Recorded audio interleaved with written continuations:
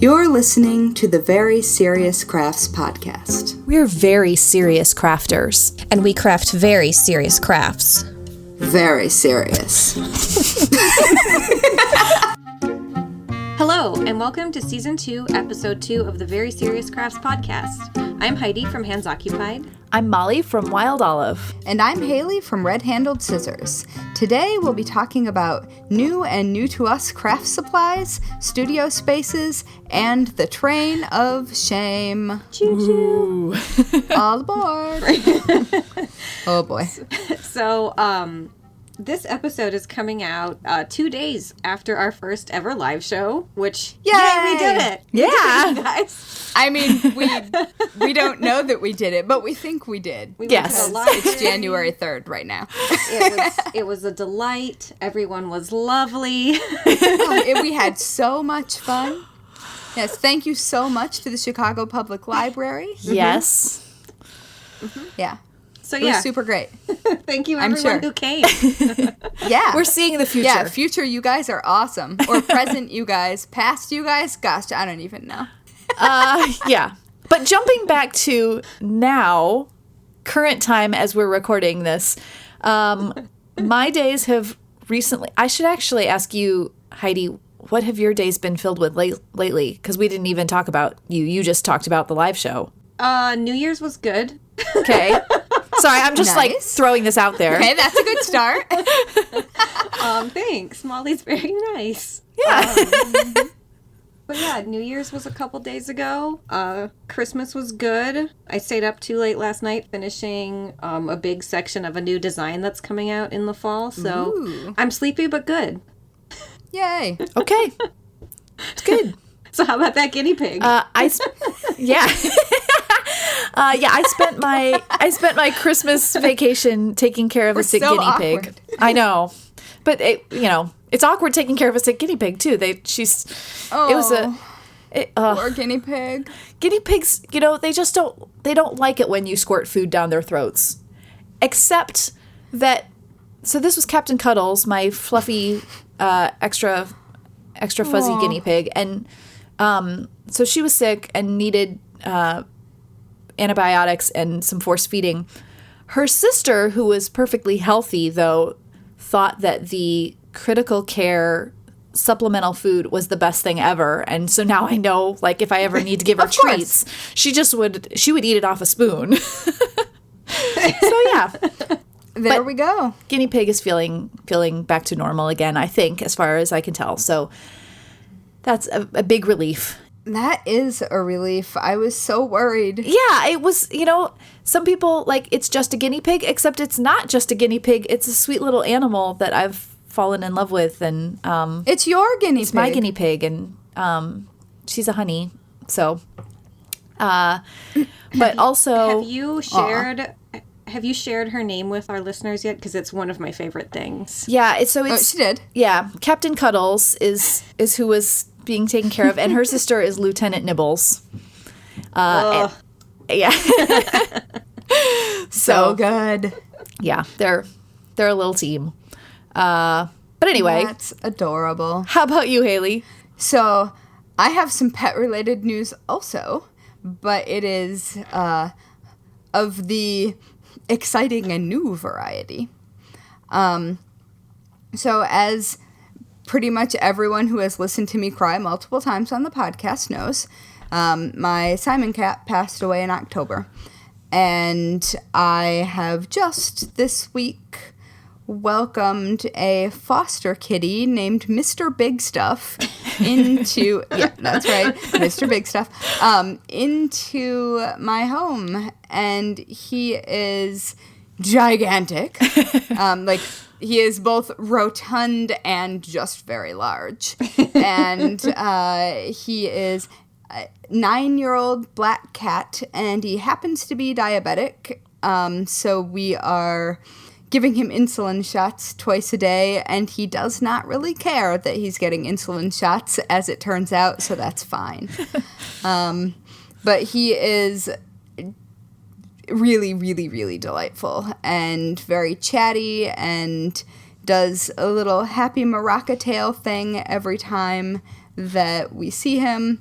and it is super cute, and he's settling in really well. Yay. And I just discovered that he knows how to fetch yesterday.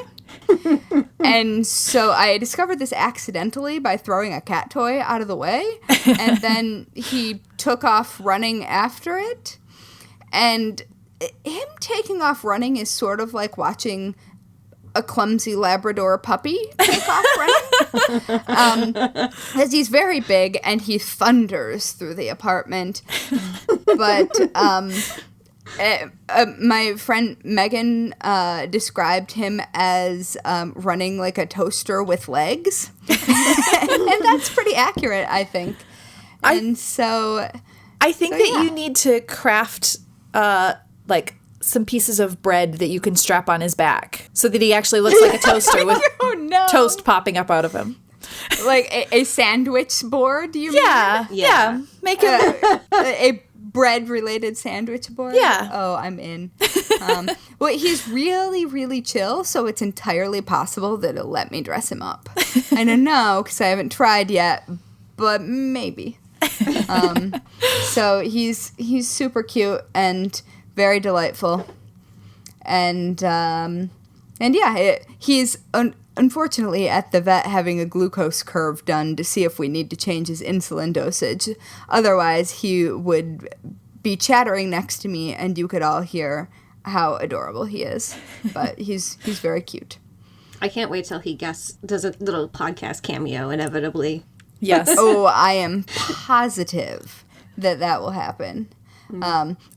And in podcast-related updates, my mother, who listeners may recall, was here during the podcast where we talked about TSA and crafting-related things and traveling with crafts, bought me a Magic 8-Ball for Christmas that I then did not carry onto the plane because the TSA website. It's a good thing.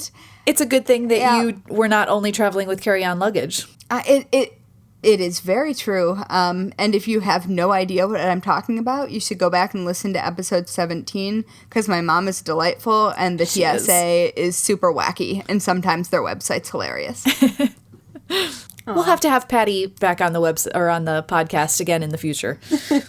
She'll be a little guest. She's fun. Mm-hmm. She really, really enjoyed being on, so I'm glad. I'm sure she'll be back. Well, speaking of moms, moms, my mom was at her mom's house for Christmas Eve and Christmas Day, because we did Christmas early the weekend before Christmas, because Tuesday Christmas. Yeah, Tuesday Christmas. What is with that? It's a pain in the butt is what it is. And how? But my mom texted me a picture on Christmas Eve being like, look at this. And I was like, what, Carol? What? And she was at her mom's house, her childhood home, and she found a latch hook rug in a closet. No! Awesome. Was it the ghost of latch hook rugs past? Well, when I saw the picture of it, I was like, oh, I have a vivid memory of this rug, because it's 2 shades of purple. It's kind of like the main color's like a fuchsia-y purple, and then the border, there's this kind of Greek key motif border, because it was made in probably the late 70s, early 80s. Yeah. Because it's latch hook. And it's purple. So I was like, oh yeah, I remember that rug. We used to run around on it and stuff at Grandma's house. But it turns out this, How big is this rug, ahead. by the way? It's fairly modest. I'm probably 3 feet by 4 feet, if I had to guess, based on the photo and my memory of it. But it turns out the rug actually has a really cute story. So it turns out, now you'll have to bear with me while I paint this picture. So we were just talking about mothers, right? So there's me, Heidi. There's my mom, Carol. There's her mom, Mary, and my great-grandma. So we're talking about all these women that I'm related to. So it turns out my great-grandma, my Grandma Mary's mom, after she had a stroke, my Grandma Mary, who's the woman who taught me to knit, was like, well, I've been a nurse for 50 years. I think that to help you recover from your stroke, we need to teach you to do some crafts. Yep. Okay. And Yep. so, True fact. and it's funny because my grandma had taught me to knit because I was a really anxious kid. So I feel very like my heart is warm hearing this story. So my grandma Mary taught her mom how to latch hook as stroke recovery. And then she ended up, because this is not a tiny project, she ended up passing away before it was finished. And so my Aunt Barb, my mom's oldest sister, finished the project. So it's an inherited craft project as well. So Nice. I thought that was very cool. a very sweet story to hear about on Christmas, especially like the first Christmas after losing my other grandma. It was kind of nice to hear a craft related grandma story. Oh, that is really nice. Isn't that nice? Yeah. I like it. Oh, I tried to find the hat, by the way. Oh, the grandma The hat? hat that is bigger than me. I did not emerge from the front hall coat closet successful. Dang it. It doesn't mean Someday. it isn't there. It just means I didn't get all the way down to the bottom of the bin of winter wear in Michigan. And then my mom's cat appeared. It was a whole thing. So, Well, speaking of inherited craft projects or craft supplies in general, not too long ago, my mom decided to go through some things that were stored under our stairs, which we don't have a basement in our house. So everything is just has all these weird little spots where things can hide and be stored for deep tunnel storage. So wait, do you have a Harry Potter cupboard under your stairs? I mean, you couldn't sleep under there, but yeah, sort of. It has a well, I mean, he shouldn't have That's been true. sleeping But under it does there, have so- the way that we've like the stairs back up to our living room, and it's not really convenient to access under the stairs from the other side of the stairs. So not that this was really convenient, but my parents actually cut out like part of the wall and then created this little alcove to get to under the stairs, and then it's hidden by a dresser on wheels, like a little drawer unit. So you pull the little drawer unit out, and then you have access to under the stairs. Wait, it's like a secret passageway? It's sort of like that, yeah. And underneath it, when my mom removed the drawers, were all of these magical craft supplies. So I mean, that's pretty good. It's a pretty good spot Craft to have. but- Narnia. yeah, exactly. That's now what I'm going to call it. Anyway, so it was. I have one under my desk. I know. Yeah, yeah. So she was pulling all these things out and asking me to go through them with her, which is nice, but not when you're heading into like January when you're wanting to be getting rid of more stuff and decluttering and all of that. But instead what I found was some more items that I really can't handle getting rid of, and I have more stuff to deal with now. So here's some things that were found that I'm keeping. Another half-finished Afghan. So I now have 2 of these that my grandmother multiplying. started. They are, and there's yarn that might be enough for a third. I'm not sure. Maybe it's just enough to expand the other one. You are not obligated.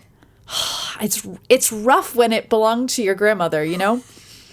Anyway, Yeah. so Yes. we'll see. I might be able to just finish it off and then get rid of the extra yarn. That's a possibility. I think that's fair. A half-finished, maybe not even half-finished, Sesame Street Cruel Kit, which is amazing. It is so fantastic, and I definitely want to finish that. My mom was like, let's just get rid of this, and I was all, nope, that one's coming with me. So I have that. And then a couple things. One is called a waffle weave. It's made by Busilla, and it's 4 bars with notches in it, and you can adjust the size of it. I mean, there's loom pieces like this even now. I think Martha Stewart made some that were plastic. These are wood, and they have little screws in the end so that you can adjust the size and make it I have that size and shape you need. But this is all wood. And so it had the box, no instructions with it, but you can find the instructions online. So that was exciting.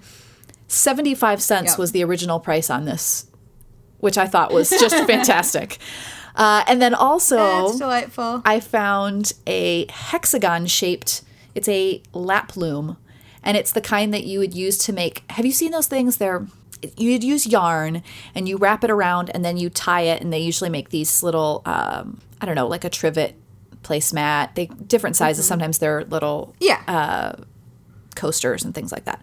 So I found that, and definitely. The hexagon part excites me, and as I started looking online for instructions on these things, it became apparent to me that this is a rabbit hole that I will be falling down, and there's so many cool ideas for it. And then on top of it, last night I was talking to my friend Becca, and she has a laser cutter, and she just out of the blue said, by the way, if you ever need me to laser cut a little loom for you, I could do that.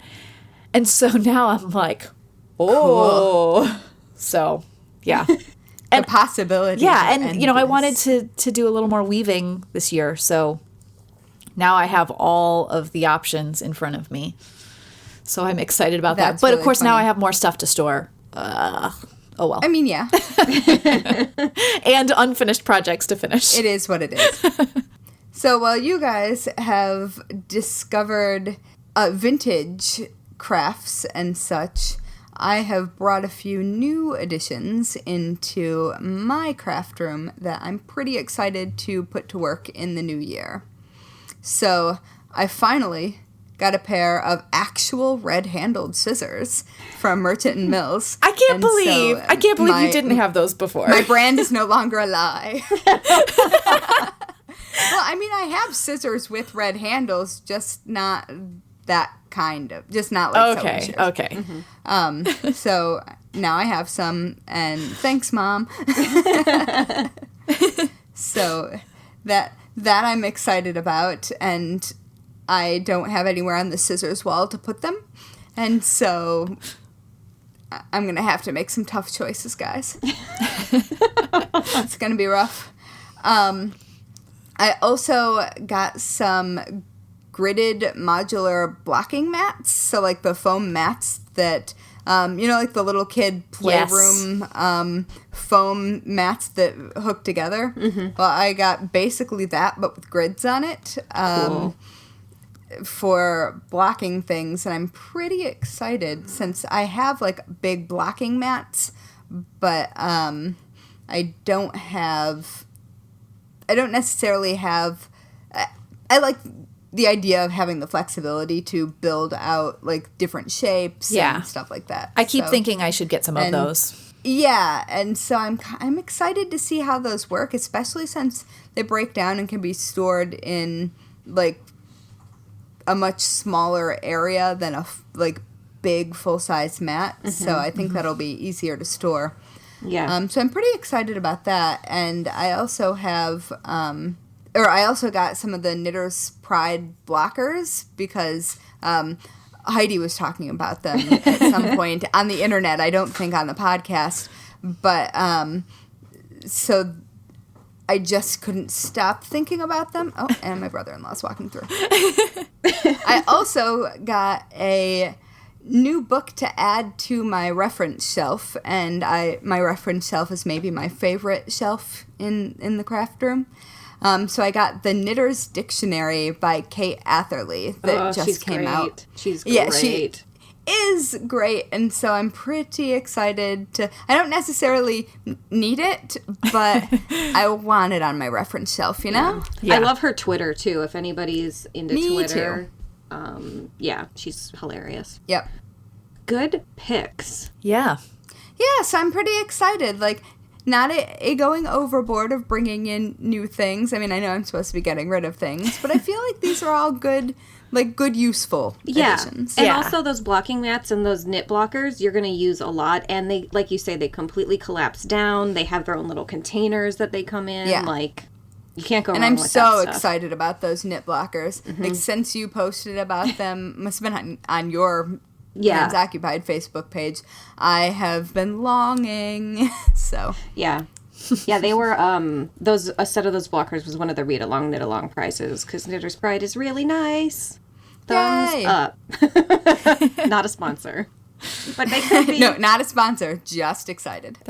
But they could be. I liked that. Thank you, Heidi. Yeah. Yeah, it's a new year. We gotta hustle. Hint, hint. Yeah, it's true. It's true. Call us, guys. Call us. Yeah.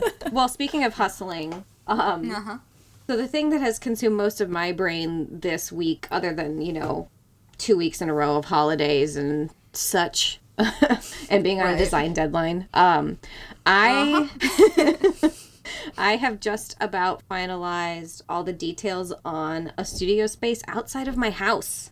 Who am Whoa. I? Who am I? That is a big deal. That's exciting. But not such a big deal that you should freak out about it. Delighted. I mean, I low-key am freaking out about Good it. call, Mollie. But that's to be expected. With me. I mean, yeah. Is what it is. But it is a space that's within a few blocks of where I live. I won't say which direction because I don't want to get murdered.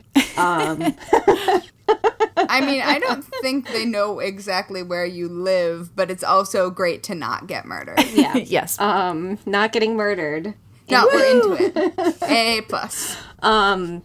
But it is a little storefront space, and I'm excited because I have some kind of I feel like they're kind of wild ideas, but I'm also really excited about them. They involve latch hook. Do they now? I'm shocked. Well, so here's the idea, and I would love to know from you guys or listeners if this is nuts. I mean, hopefully it won't be a pom-pom costume that'll take me more than a year to finish, but if it does, that's fine. Whatever, you were busy. Yeah.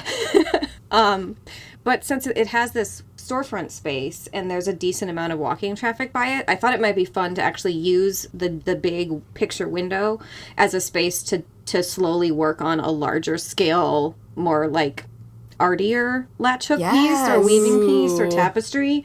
That happens at the Textile Art Center near me, and it's really cool. Like, often it's weaving or whatever. That's cool. It's awesome. Yeah, and I was thinking about giving it a hashtag like window occupied or something like that. Windows occupied. Yeah. Yeah. Yes. And then, like, the other cool thing is, like, if I do a knit night every week or even once a month like I already do, I could even have people, like, help contribute to it or come up with more ideas or even just, like, come knit while I'm working on my weird latch hook project.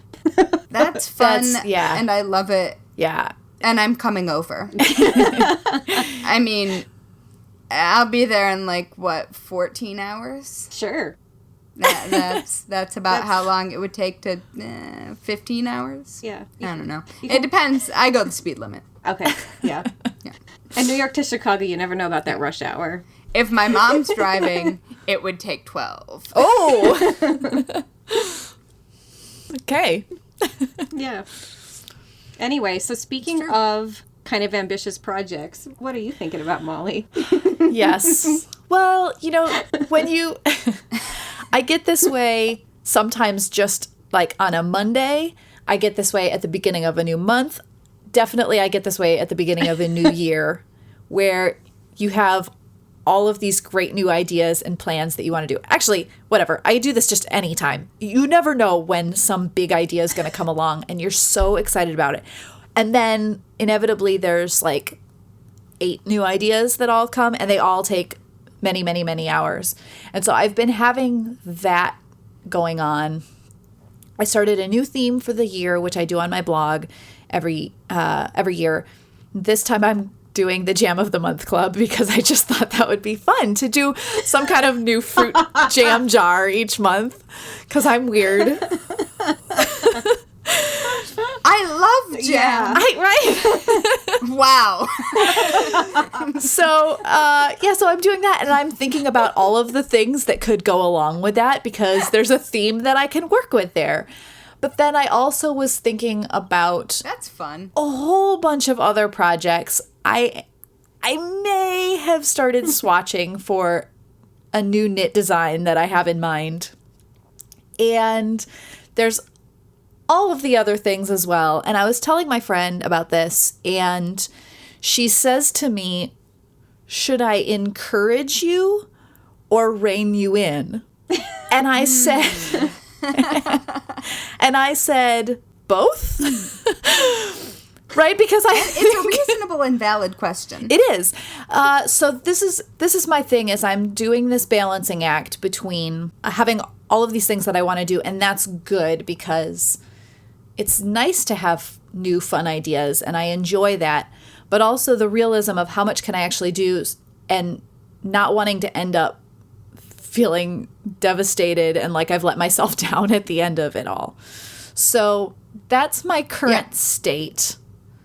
But I am excited about these things that could be coming along. But also, I don't want to do anything that will harm my mental health. Please.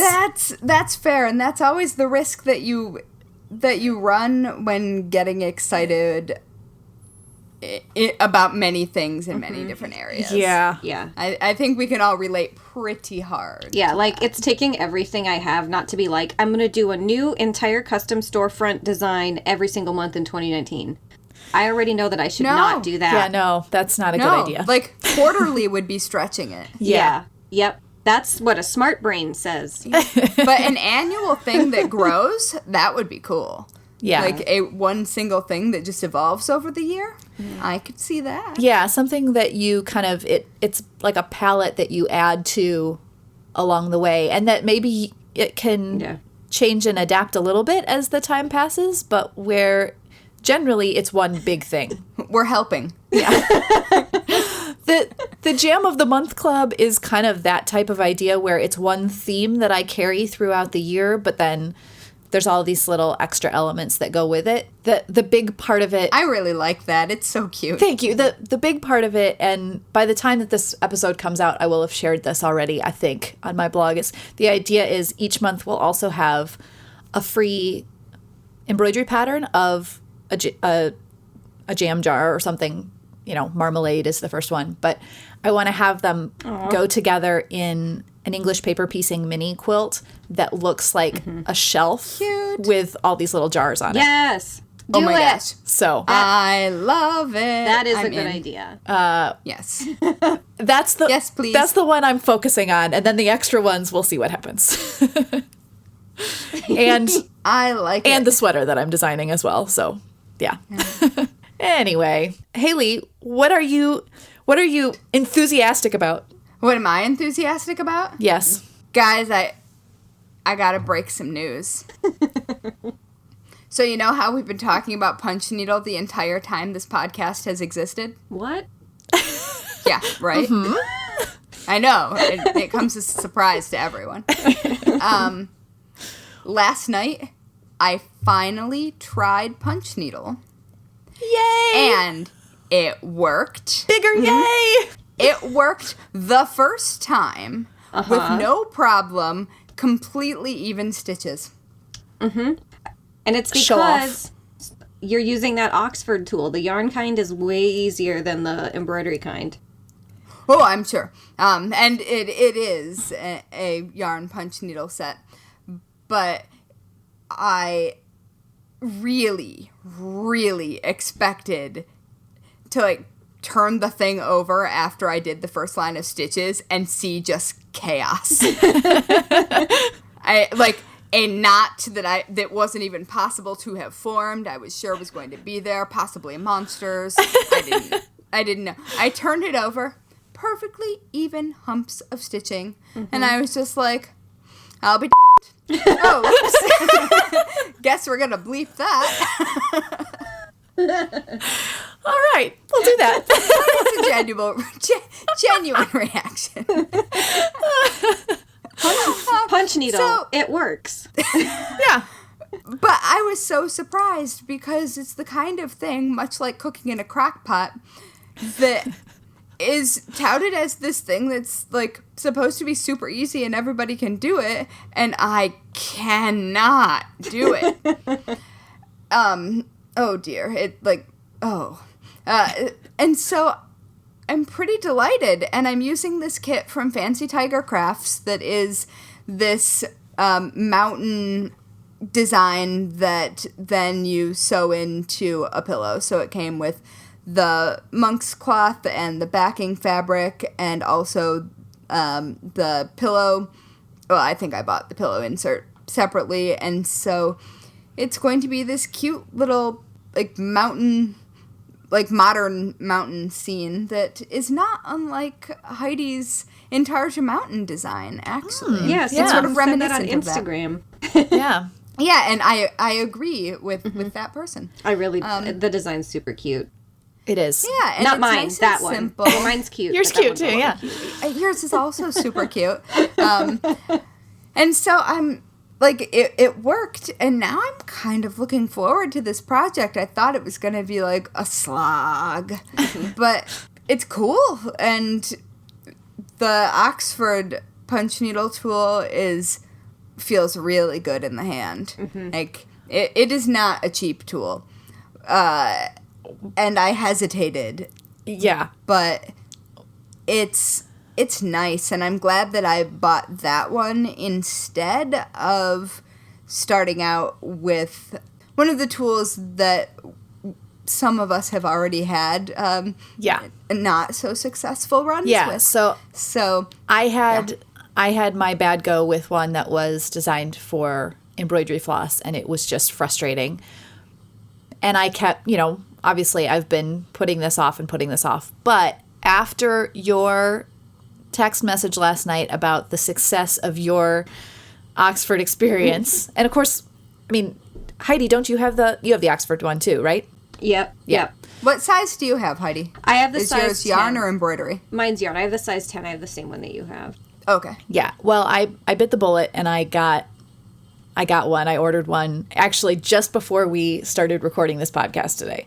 So I went with the size 10 fine.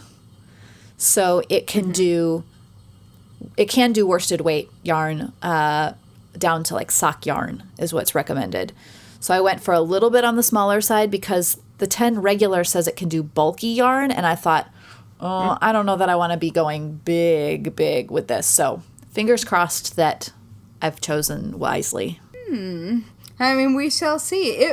I was really surprised. I followed the instructions, and generally when I follow the instructions, like most people read the instructions. I read the instructions and then what the instructions probably mean, and what does that word mean? And like, it's a mess. But they were really straightforward, and I just did the thing that I was supposed to do, and What do you know? I'm as surprised as anyone. Yeah, so I really thought I was going to have like this terrible... When I opened it last night specifically so I could talk about it today, I thought it was just going to be this horror story. And I can't decide if I'm delighted or vaguely disappointed. I mean, horror stories do make for good listening, but the success is also fantastic to hear because we've had my horror story already, so you get to be successful. Yeah. Well done. I'm excited. So I'm going to make this project, and it's really relaxing just to stab the thing and make the loop. And Yeah. I don't usually make things that I don't have to think about when I'm doing them. It's nice. Yeah, I feel a lot of maybe I feel a rug coming on, guys. Whoa. All right. Well, keep us Maybe. posted. I mean, maybe Mr. Big Stuff will get his own an rug. inkling of a rug. Yeah. Oh my gosh, a rug of the cat. Yeah, is that what you just said? Molly, did you know. just suggest that Haley make a cat rug? I suggested she make a rug for the cat. No, I want to make a rug of the cat. That would also be excellent. Oh, we're loopy today.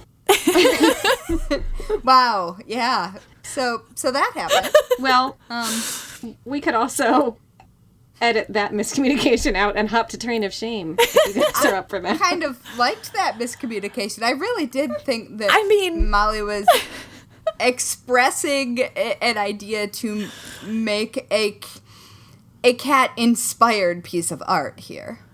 He's majestic. Majestic. Well, then you could have Life size.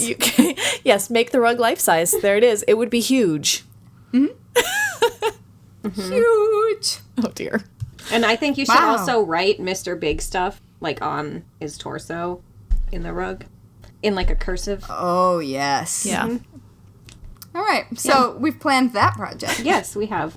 I'm on board. right. Endorsed. Excellent. Seal of Speaking approval. speaking of on board, Yeah. is it time to be all aboard the train of shame? I got my ticket. I am ready. I am all ready for right. this ride. Well, I'll right. hop onto the conductor car if that's a thing. Oh yes, yes. Yeah. This is Heidi, our conductor, speaking. Yeah. Well, I'm not. That is. Never mind. I'm picking up what you're putting down. Well, one thing I need to pick up is my favorite coat in the whole wide world.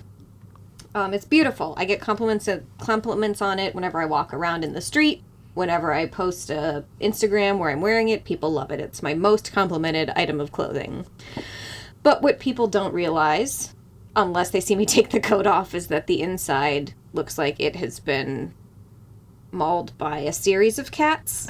That's probably the most accurate description. Or one very large. And maybe Mr. Big Stuff had something to say about that coat.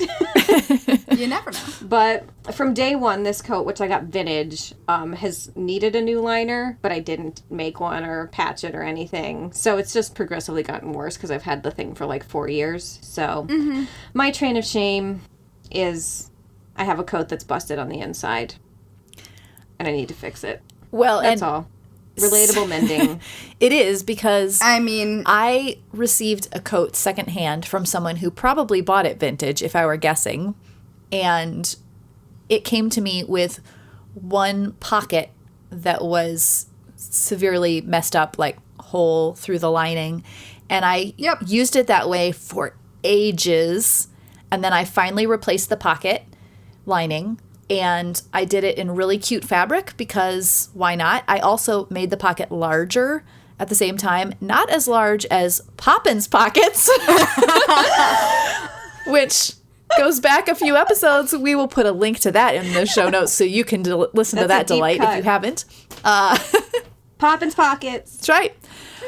But the other pocket, which is still the old lining fabric, it doesn't have any holes in it, but it's still like a really shallow, awful pocket.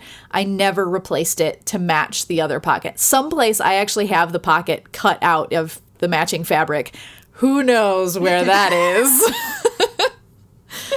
well, when you clean out your craft room or It maybe may you'll turn find up. It may. Yeah, I too have a pocket.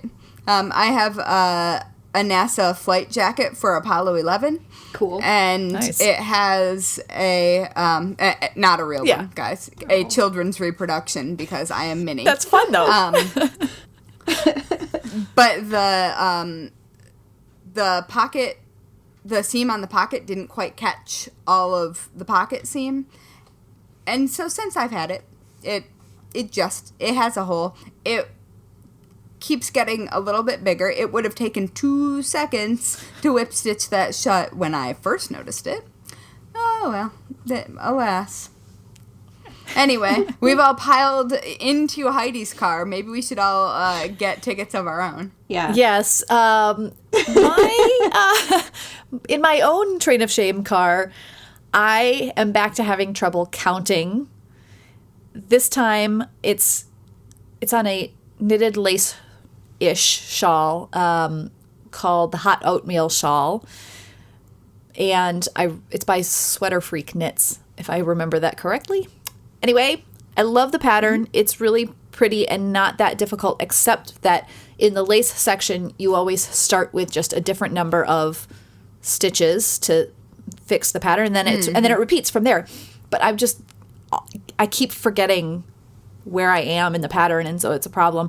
But that isn't actually the train of shame part of it. It's really that I'm trying to finish my mom's Christmas gift. It is January. I gave it to her unfinished on Christmas, and I'm still finishing the Christmas gift. So that. I also knitted something as a Christmas gift. Inspired by Heidi, I made my own grandmother who has Alzheimer's a twiddle muff. Yay! Yeah, and she really liked it. I was able to give it to her in person because Awesome. I got to see her when I was in Michigan, and so it went over well. It's warm, it's soft, it's nice. Except it is made of yarn that I will never use. I like the colors. I actually took a bunch of photos of that I don't think I actually ever posted. So I will post them and link in the show notes. But they're very me colors, like primary colors, and not garish looking in the way that some of them are. I was trying to be really conscious about not infantilizing her while making it. And part of that was I wanted to make it eye-catching but attractive to me, which I know is subjective. But anyway, so there are all of these yarns in colors that I kind of like, but they're also washable, like cheaper washable yarns. And I am frankly never going to use them. Yeah. And so I threw away the leftovers. Woo! And I feel a little bad about it. But I'm not going to use them. There wasn't enough for a project. They were just going to sit in scraps. And I don't know. It feels a little train of shamey. Yeah. But also probably freeing. Yeah, not wrong. Yeah. But I feel better having gotten it off my chest. Yeah. Yeah. Well, good for you bringing up the caboose. Yep, and hanging out that dirty laundry. It's drying. It's great. Oh my god. Yeah, and actually, speaking of twiddle muffs, in case anybody was wondering, I did actually, in fact, get my twiddle muff back that I had made my grandma, which I called from day one that I was going to get that back. I mean, and you did soon. say that you would. Yeah. Yeah. Not to sound, like, cynical or anything, but I was just, like, I got a bag to come home with from Christmas, and the twiddle muff was in there, but she actually used it, so that was, like, a nice Oh, that's thing. great. Yeah. Yeah. Lesson learned, don't wait till Christmas if your grandma's not doing well. Make sure to give it right away if you have something you want to make them and give them, and I'm really glad I did that. Yeah. But Yeah.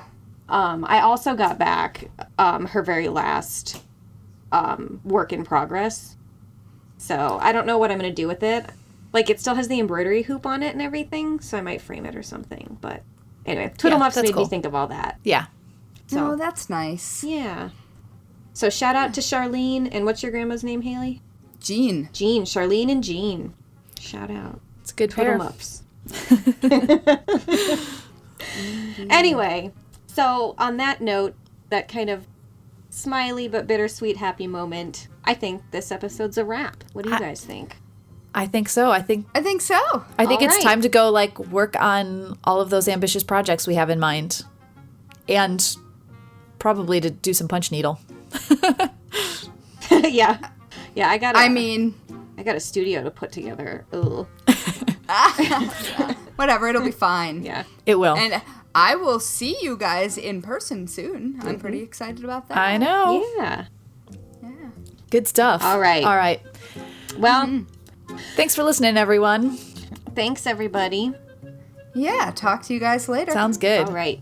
If you're a person who likes to hang out on the internet, you should hang out with us. Find us on Instagram and Twitter at Serious Crafts and on Facebook at Very Serious Crafts. You can also find show notes and all things Very Serious Crafts at veryseriouscrafts.com. Want to join in on the conversation? Tag us using hashtag #VerySeriousCrafts. And if you're using Instagram stories, don't forget to tag us with @SeriousCrafts so then we can reshare it to our profile. Also, are you a fan of the Very Serious Crafts podcast? Great! Pretty please leave the Very Serious Crafts podcast a 5-star rating on whichever platform you use to listen to podcasts. Good ratings help us show up in recommendations, which helps more people who love crafting find us. And finally, Hooray! yes. And finally, if you would like to sponsor the Very Serious Crafts podcast, visit veryseriouscrafts.com and click sponsor. Thank you very much.